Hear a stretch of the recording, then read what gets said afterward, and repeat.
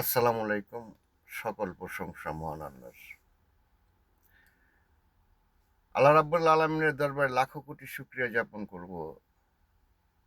আল্লাহ আমাদের সৃষ্টির শ্রেষ্ঠ মহামানব, যাকে সৃষ্টি না করলে আল্লাহ দুনিয়া সৃষ্টি করতেন না। এমন একজন মহামানবের উম্মত বানিয়ে আল্লাহ আমাদের দুনিয়ায় প্রেরণ করেছেন। আল্লাহর কাছে সর্বদা আমরা শুকরিয়া জ্ঞাপন করব।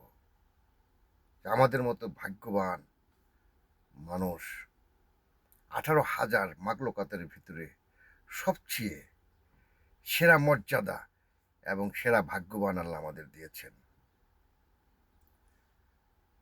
পবিত্র মাহে রমজানের উছিলায় আল্লাহ যেন আমাদের সকলকেই হেদায়েত দান করেন এবং তার আইন বিধান মেনে চলার জন্য তৌফিক দান করেন। আল্লাহর দরবারে আমরা সর্বদা সেই ফরিয়াদ জানাবো।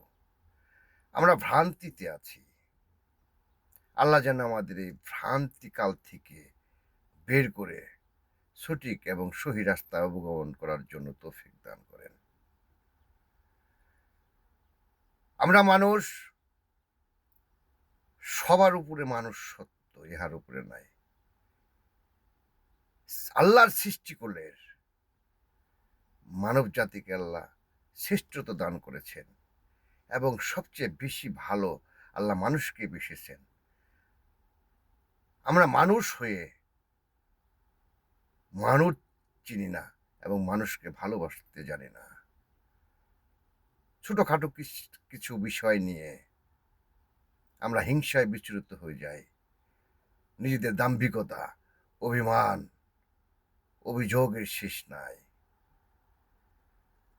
আমরা এতটুকু চিন্তা করি না যে আল্লাহ আমাদের শুভে সাদিক থেকে শুরু করে মৃত্যু নামক ঘুম থেকে জাগ্রত করে আবার পুনরায় শুভে সাদিক দেখার তৌফিক দান করেন। আল্লাহ যদি আমাদের জন্য প্রতি অভিযোগ দায়ের করেন, আমরা তো মাপ পাব না। আমাদের সেই মাপের জন্য আমাদের তো ইবাদত করতে হবে। আল্লাহ যেসব জিনিস করতে বারণ করেছে সেসব থেকে মুক্ত থাকতে হবে। যদি নাও থাকতে পারি, আল্লাহর কাছে তৌবা করে আমাদেরকে হেদায়েত আমাদেরকেই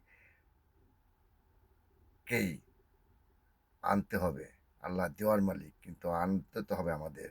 আল্লাহর কাছে না চাইলে তো কিছু পাওয়া যাবে না। যেমন একটা শিশু সন্তান যদি ক্ষুধার্ত থাকে, সে যদি কান্না না করে, তাহলে কিন্তু যে মায়ের গর্ভে সন্তান পুষ্ট হয়, সে মাও কিন্তু বলতে পারে না যে আর তার সন্তানের ক্ষুধা পেয়েছে কিনা। সেই সৃষ্টি জগতের মালিক, যার দয়ায়, যার মায়ায় এই দুনিয়ার মাঝে আমরা এসে সবকিছু দিয়ে আমাদেরকে পরিপূর্ণ রেখেছেন। আমরা তার সৃষ্টিকলকে একটু ভাবো। এই পৃথিবী ছেড়ে চলে যেতে হবে, কিন্তু সৃষ্টিকল নিয়ে আমরা ভাবি না। আমরা যার কেনে সেই ব্যস্ততার উপরে দুনিয়াকে তুচ্ছ মনে করি। আসলে এই দুনিয়া কিন্তু তুচ্ছ। এই দুনিয়া কিন্তু আমরা কেউ চিরস্থায়ী না, অস্থায়ী ভাড়াটিয়া মাত্র। আল্লাহ আমাদের এই মাহে রমজানকে কবুল করে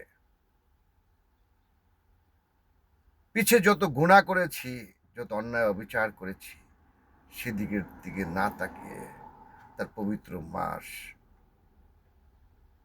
মাহে রমজানের রসুল আমাদেরকে মাফ করে দেন। আমরা সবাই সবার জন্য দোয়া করব, আল্লাহর শুকরিয়া যাপন করব এবং বেশি বেশি তওবা করব। আল্লাহর ইবাদত সহি এবং সঠিকভাবে পালন করার জন্য যতটুকু পারি চেষ্টা করব, সেই আশাবাদ ব্যক্ত করছি। আল্লাহ হাফেজ। আসসালামু আলাইকুম রহমতুল্লাহ বরকাত।